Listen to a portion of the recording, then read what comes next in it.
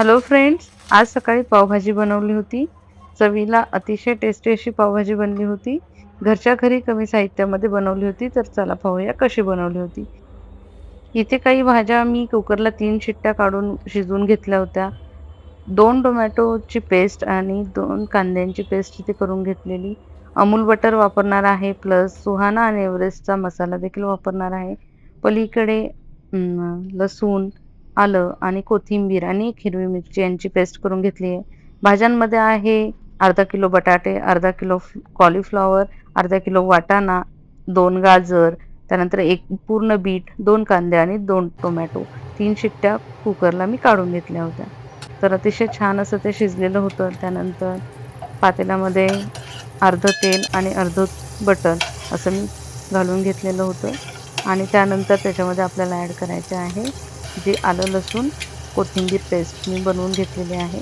त्याच्यामध्ये एक हिरवी मिरची मी वाटली होती, तर ती छान परतून घ्यायची आहे. छान परतल्यानंतर आपल्याला त्याच्यामध्ये जे आपण कांदा आणि टोमॅटो यांची पेस्ट केली होती, तर त्यातला जो कांद्याची पेस्ट अगोदर घालून घ्यायची आहे. 2 ते 3 मिनिट चांगलं परतून घ्यायचं आहे. मंद गॅस ठेवायचा आहे. मंद आचेवरती छान अशी ती पेस्ट परतून घ्यायची आहे. त्यानंतर आपल्याला त्याच्यामध्ये टोमॅटोची प्युरी ॲड करायची आहे.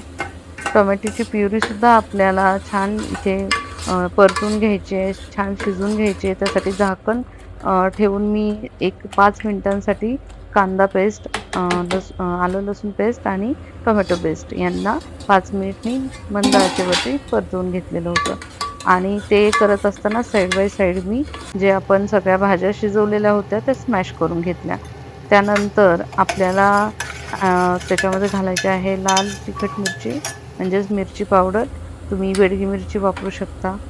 तर इथे मी लाल मिरची पावडर जी आपल्याला दुकानातून मिळते ती घातली होती आणि त्यानंतर स्मॅश केलेल्या ज्या भाज्या आहेत, त्या पूर्ण भाज्या याच्यामध्ये मी घालून घेतलेल्या. मीठ मी ज्यावेळी आलं लसूण पेस्ट करत होते त्यावेळी काही मीठ घातलेलं होतं आणि आता इथे हे थोडंसं परतल्यानंतर याच्यामध्ये पण मी परत एकदा अंदाजे आपल्याला मीठ घालून घेतलेलं आहे. त्यानंतर भाज्या आपण म्हणजे गाळून घेतलेल्या किंवा म्हणजे भाज्या सेपरेट करून त्याला स्मॅश केल्या होत्या.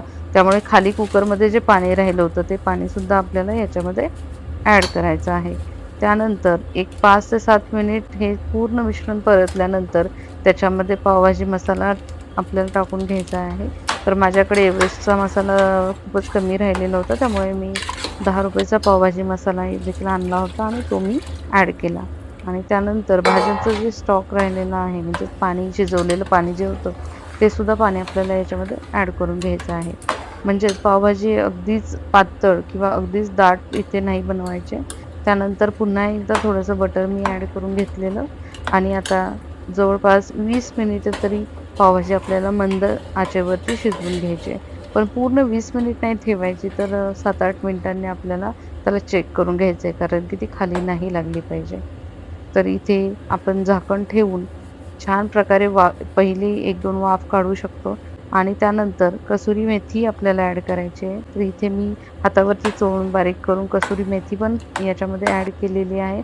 पूर्ण छान मिक्स झाल्यानंतर पुन्हा एक वाफ काढल्यावर किंवा तेव्हाच लगेच कोथिंबीरही आपल्याला ॲड करून घ्यायची आहे. जेवढी कोथिंबीर तुम्ही पावभाजीमध्ये घालाल तेवढी टेस्टही छानच लागते. तर झाकण ठेवून मी ते 5 ते 7 मिनिट पुन्हा एकदा पावभाजी शिजवून घेतली आहे. तर आपल्याला पुन्हा एकदा छान अशी मिक्स करायची आहे, कारण बऱ्याचदा खाली पातेल्याला चिकटण्याची भीती राहते. साईड बाय साईड पुन्हा एकदा एक उकळी आणायला ठेवली आहे. तोपर्यंत इकडे मी पाव गरम करून घेते आहे. तर फ्राय पॅनवरती ते बटर मी टाकून त्याच्यावरती पाव शेकून घेतलेत. तर आपण पावाला मध्ये कट करूनही आपण पाव म्हणजे भाजून घेऊ शकतो किंवा जर तसं आवडत नसेल किंवा खूप वेळ जात असेल, तर आपण दोन्ही साईडला फक्त म्हणजे त्याची स्लिट न करता आहे तसेच पाव आपण भाजून घेऊन आपण ते खायला घेऊ शकतो. तर इथे छान अशी आपली पावभाजी रेडी झालेली आहे. बिलकुलही जास्त तेल किंवा बटर यांचा वापर नाही केलेला आहे. जेवढं तेल आणि बटर कमी वापरता येईल तेवढा मी प्रयत्न केला. तर इथे तुम्ही पाहू शकता छान अशी पावभाजी दिसते. खायलाही तेवढीच ती चवदार होती आणि टेस्टी होती. तर वाटीमध्ये काढून घेतली आहे पावभाजी. त्याच्यावरती कोथिंबीर आणि बटर टाकलेलं आहे आणि इथे ही पावभाजी रेडी आहे.